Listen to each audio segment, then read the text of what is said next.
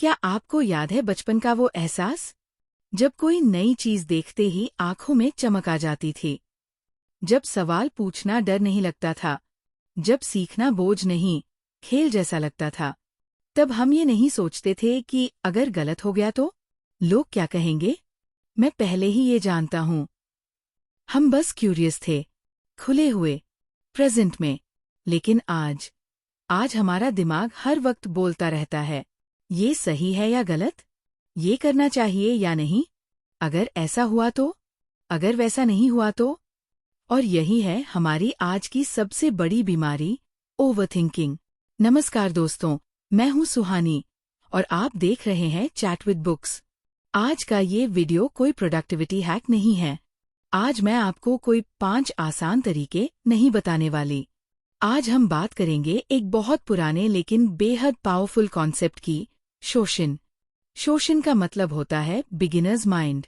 लेकिन beginners mind का मतलब ये नहीं है कि आपको कुछ नहीं आता। इसका मतलब है आप ये मानकर चलते हो कि आप सब कुछ नहीं जानते। और यहीं से आज की कहानी शुरू होती है। मॉडर्न लाइफ ने हमें बहुत कुछ सिखाया है। फास्ट होना, स्मार्ट दिखना, हर चीज पर ओपिनियन रखना। लेकिन उसने हमसे एक चीज छीन ली है, ओपननेस। आज हम किसी बात को सुनने से पहले ही जज कर लेते हैं, किसी आइडिया को समझने से पहले ही रिजेक्ट कर देते हैं, और किसी सिचुएशन को जीने से पहले ही ओवरथिंक कर लेते हैं। हम हर वक्त फ्यूचर में जीते हैं या पास्ट में फंसे रहते हैं। प्रेजेंट, वो कहीं खो गया है। और यही वजह है कि हम एंग्शियस रहते हैं, थके रहते हैं, कंफ्यूज्ड रहते हैं। आज का सवाल ये नहीं है कि आप स्मार्ट हैं या नहीं। आज का सवाल ये है, क्या आप खुले दिमाग से जी पा रहे हैं? शोषण हमें यही सिखाता है। ज़ेन फिलॉसफी में कहा जाता है, बिगिनर्स माइंड में पॉसिबिलिटीज बहुत होती हैं, एक्सपर्ट्स माइंड में बहुत कम। जब आप बिगिनर्स माइंड से जीते हो तो आप हर सिचुएशन को पहली बार की तरह देखते हो, बिना लेबल, बिना अजम्पशन, बिना डर। और यही माइंडसेट ओवरथिंकिंग को धीरे धीरे डिसोल्व कर देता है। क्योंकि ओवरथिंकिंग असल में नॉलेज से नहीं, प्रीकंसेप्शन से पैदा होती है। इस वीडियो में हम समझेंगे क्यों मॉडर्न लाइफ ने हमारे दिमाग को ओवरड्राइव में डाल दिया है, शोषण असल में क्या है और क्या नहीं है, कैसे बिगिनर्स माइंड एंजाइटी को कम करता है, और कैसे आप इसे डेली लाइफ में अप्लाई कर सकते हो बिना अपनी जिम्मेदारियों से भागे। ये वीडियो उनके लिए है जो बहुत सोचते हैं, बहुत समझते हैं, लेकिन फिर भी शांति महसूस नहीं कर पाते। अगर तुम्हें लगता है कि तुम्हारा दिमाग कभी शांत नहीं होता, तो ये वीडियो तुम्हारे लिए है। तो चलिए, आज हम एक्सपर्ट बनने की कोशिश नहीं करेंगे। आज हम बस शुरुआती इंसान बनेंगे।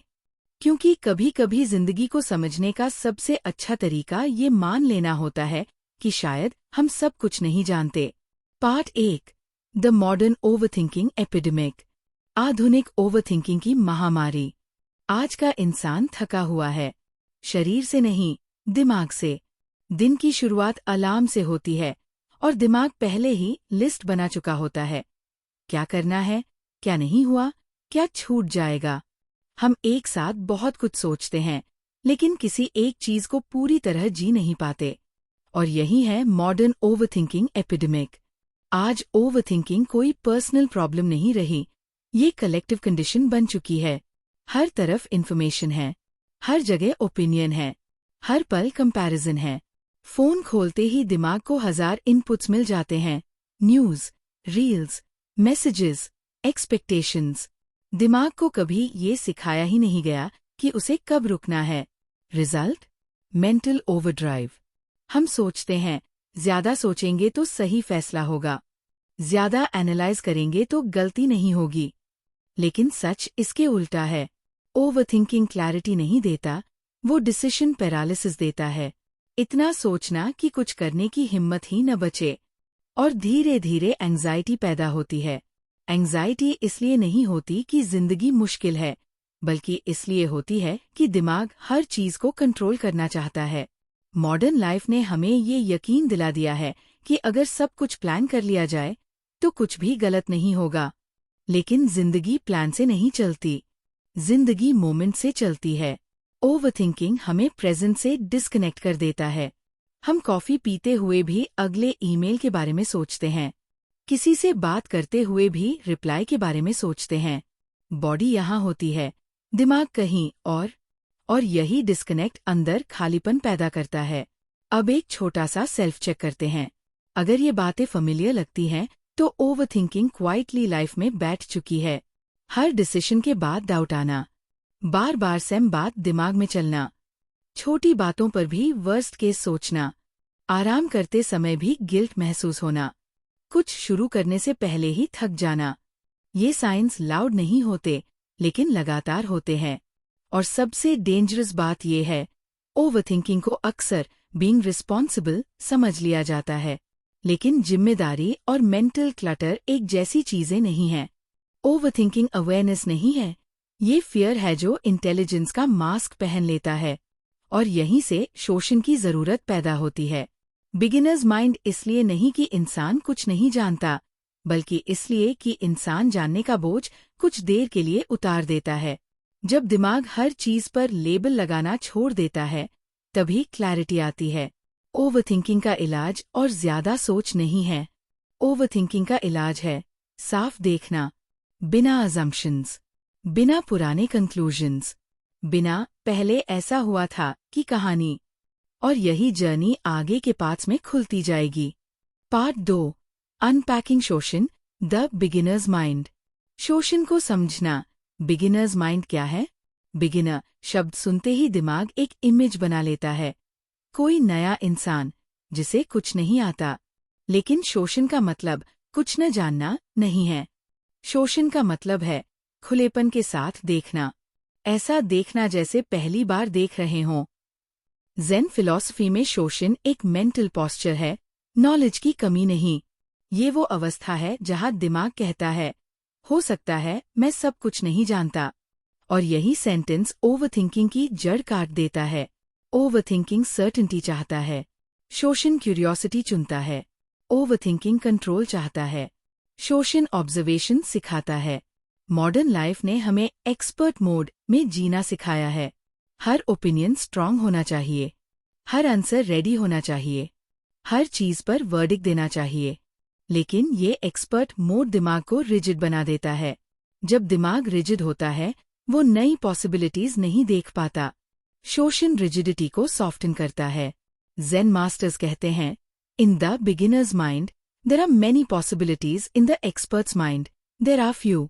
बिगिनर्स माइंड मतलब हर सिचुएशन में खुद को फ्रेश रखना, एक ही रास्ते पर बार बार चलने के बाद भी ये मान लेना कि कुछ नया दिख सकता है।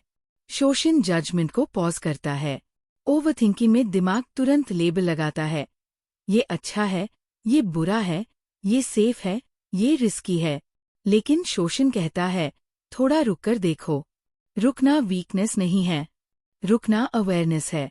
एंशिएंट फिलॉसफीज, चाहे ज़ेन हो, स्टोइसिज्म हो या ईस्टर्न माइंडफुलनेस, सभी एक बात पर अग्री करते हैं, दुख सिचुएशन से नहीं, इंटरप्रिटेशन से पैदा होता है। शोषण इंटरप्रिटेशन को सॉफ्ट करता है। जब इंसान मान लेता है कि हर अनुभव कुछ सिखा सकता है, तो एंग्जाइटी का ग्रिप ढीला पड़ने लगता है, क्योंकि एंग्जाइटी फ्यूचर के आंसर्स चाहती है। शोषण प्रेजेंट के सवालों में जीता है। बिगिनर्स माइंड अपनाने का मतलब ये नहीं कि एक्सपीरियंस भूल जाए, मतलब ये है कि एक्सपीरियंस को ईगो न बनने दे। ईगो कहता है, मुझे पता है क्या होगा। शोषण कहता है, चलो देखते हैं क्या होता है। और यही ओपननेस मेंटल क्लटर को कम करती है। जब दिमाग हर चीज को प्रिडिक्ट करने की कोशिश छोड़ देता है, तो एनर्जी बचती है। वही एनर्जी क्लैरिटी में बदलती है। शोषण इंसान को ज्यादा इंटेलिजेंट नहीं बनाता, ज्यादा प्रेजेंट बनाता है। और प्रेजेंट रहना ही ओवरथिंकिंग का सबसे बड़ा एंटीडोट है। इस पार्ट का कोर मैसेज बस इतना है, ओवरथिंकिंग सर्टेनिटी से पैदा होता है, क्लैरिटी क्यूरियोसिटी से। शोषण क्यूरियोसिटी को वापस लाता है। लेकिन सवाल ये है, क्या ये सिर्फ फिलॉसफी है या डेली लाइफ में यूज भी हो सकता है? अगले पार्ट में यहीं से बात आगे बढ़ेगी। पार्ट 3, शोषण in action, practical applications. Daily life में बिगिनर्स माइंड कैसे अपनाएं? शोषण तब तक फिलॉसफी लगता है जब तक उसे रोजमर्रा की जिंदगी में न उतारा जाए। असल ट्रांसफॉर्मेशन छोटी छोटी मोमेंट्स में होता है। मॉर्निंग रूटीन से शुरू करें। आँख खुलते ही दिमाग अक्सर ऑटो पायलट पर चला जाता है। आज वही दिन, वही काम, वही लोग। शोषण यहाँ सवाल पूछता है, अगर आज नया हो तो? ये सवाल ड्रामेटिक नहीं है, लेकिन पावरफुल है। चाय पीते समय टेस्ट पर ध्यान देना। सड़क पर चलते समय आसपास देखना। ये सिंपल एक्ट्स दिमाग को प्रेजेंट में लाते हैं। शोषण मंडेन चीजों को भी फ्रेश बना देता है। अब रिलेशनशिप्स को देखें। ओवरथिंकिंग अक्सर दूसरों के इंटेंशंस को लेकर होता है। उसने ऐसा क्यों कहा? उसका मतलब क्या था? शोषण यहाँ जजमेंट रोकता है। हर बात के पीछे हिडन मीनिंग ढूंढने की बजाय सिर्फ सुनना। Listening with curiosity, not defence. ये अप्रोच कॉन्फ्लिक्ट्स कम करता है। वर्क प्लेस में और भी जरूरी है। जब इंसान सोचता है, ये काम मैं पहले कर चुका हूँ, तभी बॉर्डम और रेजिस्टेंस पैदा होती है। बिगिनर्स माइंड कहता है, क्या कोई नया तरीका हो सकता है? इनोवेशन इसी जगह से जन्म लेता है। क्रिएटिव लोग जीनियस इसलिए नहीं होते क्योंकि वो ज्यादा जानते हैं, बल्कि इसलिए क्योंकि वो अस्यूम कम करते हैं। शोषण अजम्पशंस को डिसोल्व करता है। डीप बिलीव्स पर भी अप्लाई करें। कुछ बिलीव्स इतने पुराने होते हैं कि क्वेश्चन करना भी डर लगता है। मैं ऐसा ही हूँ, मेरे साथ हमेशा ऐसा होता है। बिगिनर्स माइंड पूछता है, क्या ये पूरी तरह सच है? ये क्वेश्चन अनकंफर्टेबल है, लेकिन लिबरेटिंग भी है। एक छोटा एक्सरसाइज। इस हफ्ते कोई एक ऐसी चीज चुने जो रोज करते हैं, जैसे काम पर जाना, घर में बात करना या खुद से बात करना, और कॉन्शियसली खुद से कहें, मैं इसे पहली बार देख रहा हूँ। ध्यान दें, दिमाग कैसे रिएक्ट करता है। कहीं रेजिस्टेंस आएगा, क्यूरियोसिटी। यही ऑब्जर्वेशन प्रैक्टिस है। शोषण एफर्ट नहीं मांगता, अटेंशन मांगता है। ओवरथिंकिंग हैवी है, बिगिनर्स माइंड लाइट है। जब इंसान लाइट हो जाता है तो क्लैरिटी नेचुरली आती है। लेकिन ये सिर्फ माइंडसेट नहीं है, इसका न्यूरोसाइंस भी है। अगले पार्ट में देखेंगे दिमाग के अंदर असल में क्या बदलता है। Part 4, the neuroscience of less overthinking. Beginners mind दिमाग को कैसे रिवायर करता है। दिमाग का एक हिस्सा है जो ऑटो पायलट पर काम करता है। वही हिस्सा पैटर्न्स बनाता है, शॉर्टकट्स लेता है और बार बार वही सोच दोहराता है। ओवरथिंकिंग इसी ऑटो पायलट का साइड इफेक्ट है। जब दिमाग को लगता है कि सब कुछ पहले जैसा है, तो वो पुराने न्यूरल पाथवेज इस्तेमाल करता है। शोषण इस साइकिल को तोड़ता है। बिगिनर्स माइंड दिमाग को नॉवेल्टी देता है, और न्यूरोसाइंस कहती है, जहाँ नॉवेल्टी होती है वहाँ डोपामाइन रिलीज होता है। डोपामाइन सिर्फ प्लेजर हार्मोन नहीं है, ये अटेंशन और लर्निंग से जुड़ा है। जब कोई चीज नई लगती है, दिमाग अलर्ट हो जाता है। ऑटो पायलट बंद, ऑब्जर्वेशन चालू। यही वजह है कि बच्चे जल्दी सीखते हैं। उनका दिमाग हर चीज को नया मानता है। शोषण उसी स्टेट को अडल्ट लाइफ में वापस लाता है। जब इंसान कॉन्शियसली ऑब्जर्व करता है तो प्रीफ्रंटल कॉर्टेक्स एक्टिव होता है, जो डिसीजन मेकिंग और क्लैरिटी से जुड़ा है। ओवरथिंकिंग में अम्यगदला डोमिनेट करता है, फियर और एंग्जाइटी का सेंटर। बिगिनर्स माइंड फियर को सप्रेस नहीं करता, उसे ऑब्जर्व करता है।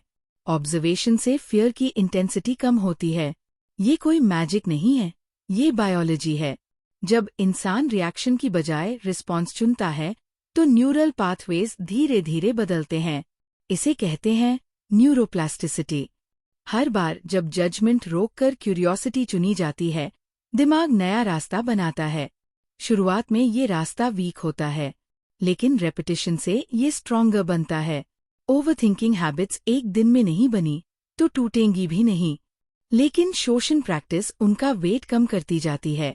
ऑटो पायलट वर्सेस अवेयरनेस, यही असली फर्क है। अवेयरनेस एनर्जी लेती है, लेकिन फ्रीडम देती है। ऑटो पायलट एनर्जी बचाता है, लेकिन क्लैरिटी छीन लेता है। बिगिनर्स माइंड दिमाग को जेंटली ट्रेन करता है कि हर मोमेंट को फुली सी करे। और जब इंसान फुली देखता है तो ओवरथिंकिंग की जरूरत नहीं रहती, क्योंकि ओवरथिंकिंग अधूरा देखने से पैदा होती है। अब सवाल है, इस प्रैक्टिस को डेली लाइफ में सस्टेन कैसे करें? इसके लिए एक सिंपल टूलकिट चाहिए। अगले पार्ट में वही मिलेगा। Part 5, your Shoshin toolkit, a path forward. Beginner's mind को रोजमर्रा की जिंदगी में टिकाए रखना। शोशन कोई वन टाइम रियलाइजेशन नहीं है, ये एक प्रैक्टिस है, और हर प्रैक्टिस को सपोर्टिंग टूल्स चाहिए होते हैं। पहला टूल, माइंडफुल माइक्रो मोमेंट्स। पूरे दिन माइंडफुल रहने का प्रेशर ओवरथिंकिंग से भी भारी पड़ सकता है, इसलिए शोशन छोटे मोमेंट्स में आता है। दिन में सिर्फ 5 मिनट। फोन देखते समय एक बार रुकना, सांस लेते समय एक ब्रेथ को पूरी तरह फील करना। ये छोटे पॉजेस दिमाग को रीसेट करते हैं। दूसरा tool, the what if I didn't know this question. जब भी दिमाग बोले ये तो पता है, उसी पल खुद से पूछें, what if I didn't know this. ये सवाल ईगो को डिसोल्व करता है।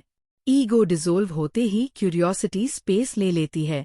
तीसरा टूल, बिगिनर्स लिसनिंग। सुनते समय रिप्लाई तैयार न करना, सिर्फ सुनना।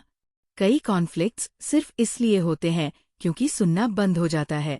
शोशन लिसनिंग रिलेशनशिप को हील करता है। चौथा टूल, क्यूरियोसिटी जर्नल। दिन के अंत में एक सवाल लिखें, आज मैंने क्या नया देखा।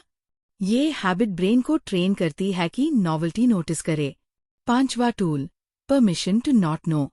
सब कुछ जानने का बोझ सबसे बड़ा मेंटल बर्डन है। शोशन इस बोझ को उतार देता है। जब इंसान कह पाता है मुझे अभी नहीं पता, तभी लर्निंग शुरू होती है। बिगिनर्स माइंड वीकनेस नहीं है, ये फ्लेक्सिबिलिटी है, और फ्लेक्सिबिलिटी ही मॉडर्न लाइफ में सर्वाइवल स्किल है। इस जर्नी का अंत ओवरथिंकिंग खत्म होना नहीं है, अंत है उससे रिलेशन बदलना। जब रिलेशन बदलता है तो पावर वापस आती है। अब सिर्फ एक स्टेप बाकी है, इस अंडरस्टैंडिंग को मीनिंग में बदलना। अगर यहाँ तक सुना है तो एक बात साफ है, समस्या ये नहीं थी कि दिमाग ज्यादा सोचता है, समस्या ये थी कि दिमाग हमेशा वही सोचता है। ओवरथिंकिंग तब शुरू होती है जब क्यूरियोसिटी मर जाती है और सर्टेनिटी जिंदा रह जाती है।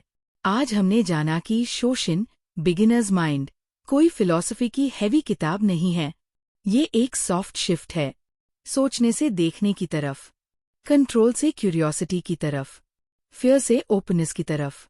जब इंसान ये मान लेता है कि हर दिन नया हो सकता है, तो एंजाइटी का ग्रिप ढीला पड़ जाता है, क्योंकि एंजाइटी फ्यूचर को पकड़ना चाहती है। शोशन प्रेजेंट में सांस लेना सिखाता है। मॉडर्न लाइफ हमसे एक्सपर्ट होने की मांग करती है, हर रोल में परफेक्ट, हर जवाब रेडी, लेकिन इंसान मशीन नहीं है। बिगिनर्स माइंड इंसान को वापस इंसान बनाता है, जहाँ गलती भी लर्निंग है, जहाँ न जानना भी ठीक है, जहाँ हर मोमेंट कुछ नया दिखा सकता है। आज अगर सिर्फ एक चीज साथ ले जानी है तो वो ये, अगली बार जब दिमाग बोले ये तो पता है, बस एक पल रुकना और पूछना, what if I didn't know this. शायद वही पल ओवरथिंकिंग की जड़ तोड़ दे।